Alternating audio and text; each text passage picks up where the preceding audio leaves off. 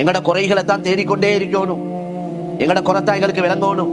ஆனா ஷைத்தான் எங்கட குறைய மறைக்கிறதுக்கு மக்கள் உங்களோட குறைய காட்டுறான். 3 பேர் சேர்ந்தா 4 பேர் சேர்ந்தா அவரை பத்தி இவரை பத்தி அவரத குறை இவரத குறை இதைத்தான் பேசிக்கொண்டு இருக்கிறாங்க.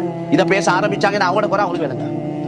நாங்க அல்லா இடத்துல மண்டாடணும். ஒவ்வொரு தொலைக்கு பின்னாலே யா அல்லாஹ் என் பலகீனங்களை எனக்கு காட்டித்தாயா அல்லாஹ், என் தவறுகளை எனக்கு உணர்த்தியா அல்லாஹ், என் தவறுகளை எனக்கு காட்டித்தாயா அல்லாஹ். இப்படி நாங்க அல்லாஹ் இடத்துல சொல்லி சொல்லி எங்களோட தவறுகளை நாங்க திருத்திக் கொள்ள முயற்சியும். எங்களோட முடிவு நல்லதா அமையும். எங்களோட முடிவு நல்லதா அமையும். பாவங்கள்ல ஈடுபடாதீங்க.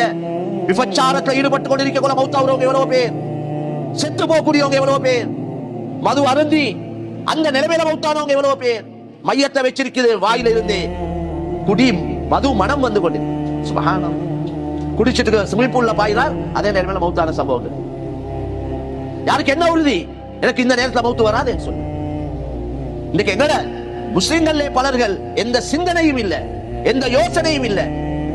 அவனோட நேரம் காலம் பாவத்திலே கழி, சினாலையும் குடியிலையும் வட்டிலையும் பலர்கள்.